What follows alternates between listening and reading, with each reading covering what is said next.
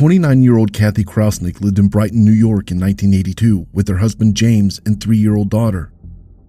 On February 19, 1982, officers with the Brighton Police Department responded to a 911 call at a home located on Del Rio Drive.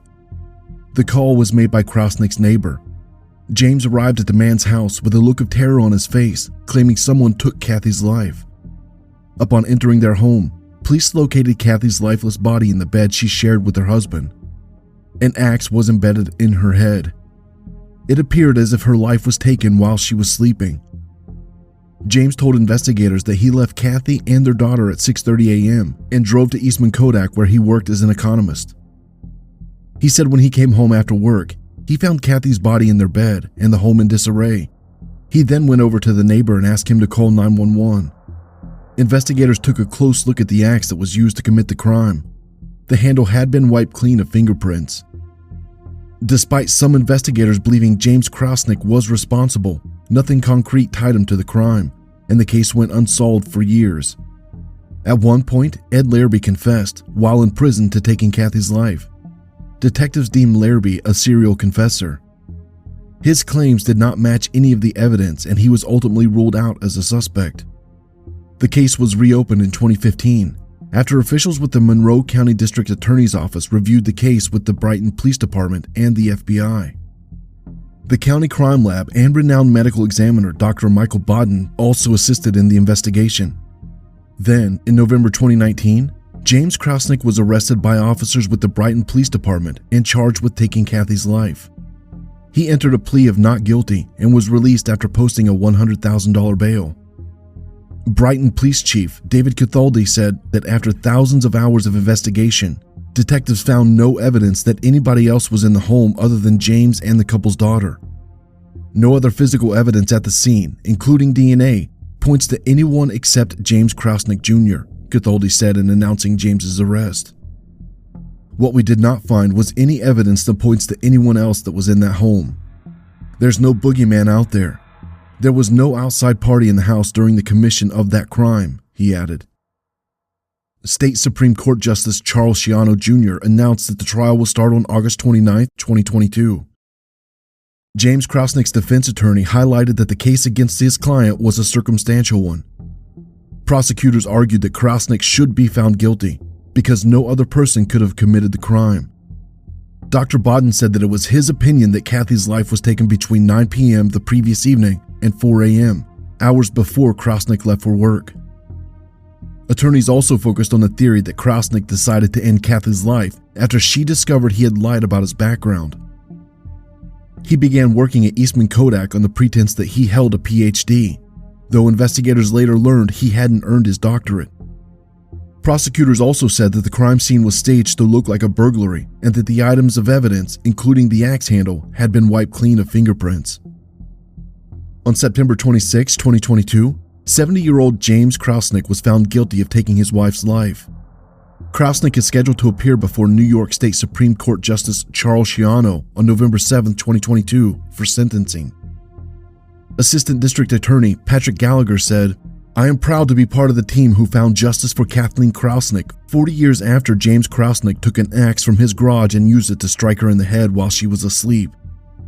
It has been one of the greatest pleasures of my career to get to know Kathy's family and to be able to help in securing justice for their loved one." Kathy's father, 95-year-old Robert Schlosser, spoke with reporters following the guilty verdict. "I've got one thing to do," Robert said. "I'm going to get my daughter's body removed from the Krauseneck plot and move back with her mother and brother." Robert explained he wanted to live long enough to see justice prevail before bringing Kathy's body back to Michigan. "My wife passed away 4 years ago," he told reporters. "She didn't make it."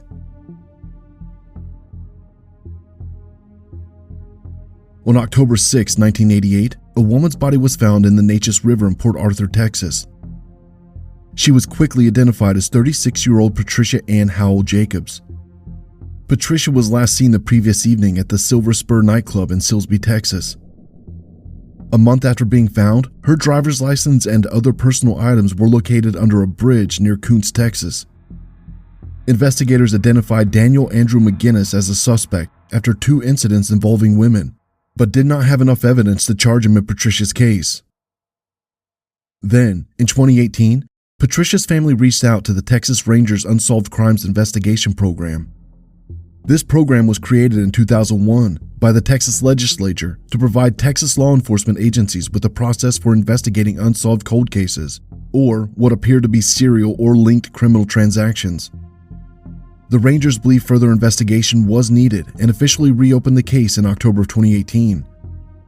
Through the new investigation, clothing that had never been DNA tested and other items were identified, and the evidence was submitted to the Houston DPS crime lab. The new DNA evidence, collected from the clothing, was then entered into the combined DNA index system.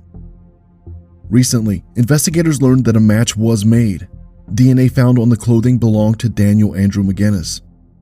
After an interview and confirmation of the DNA evidence, he was arrested and charged in Jefferson County, Texas. His trial took place in September of 2022. On September 20, he pled guilty. He was sentenced to 20 years, which will run concurrently with the previous 199-year sentence in Tyler County.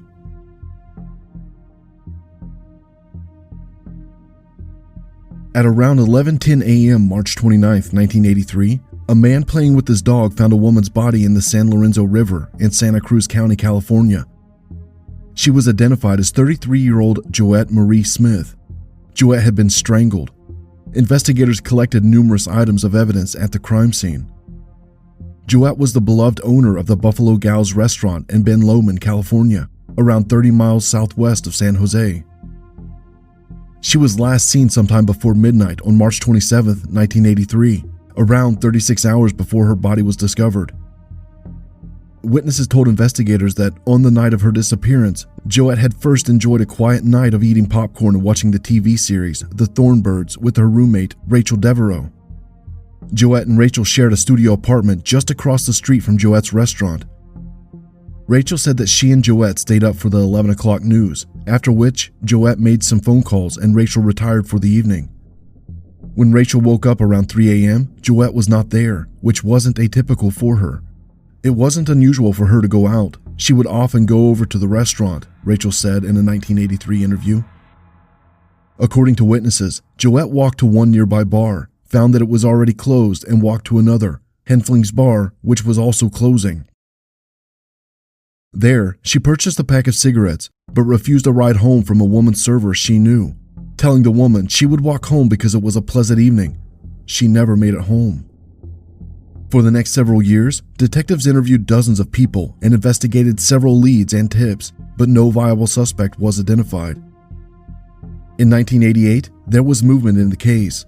Investigators identified a suspect named Eric David Drummond, a man with an extensive history of violent crimes, including assault convictions in California and Nevada. Authorities believe Drummond had once asked Joette out on a date while at her restaurant, but she rebuffed his advances. In the days after, Joette's life was taken. Drummond abruptly left California, according to Santa Cruz County officials. While there was circumstantial information tying Drummond to the crime, no criminal case could be brought against him without further physical evidence. Authorities reopened Joette's case early in 2022. They took a fresh look at her clothing and used scientific technology that was not available in the 1980s. From there, experts were able to develop a male suspect's DNA profile. In August of 2022, authorities directly obtained a DNA sample from the now 64-year-old Eric Drummond and determined his DNA matched the sample from the crime scene evidence. Before investigators could arrest Eric Drummond, they learned that he had taken his own life. The sheriff's office came out with a statement saying, "Unfortunately, while the final investigative steps were taken to obtain an arrest warrant, Drummond chose to end his own life in the hills of Sierra County." While Drummond will never face criminal charges or a jury of his peers, the sheriff's office is confident that the evidence in this case would support a conviction of Drummond for taking the life of Joette Smith. The sheriff's office extends our condolences to the family and friends of Joette Smith.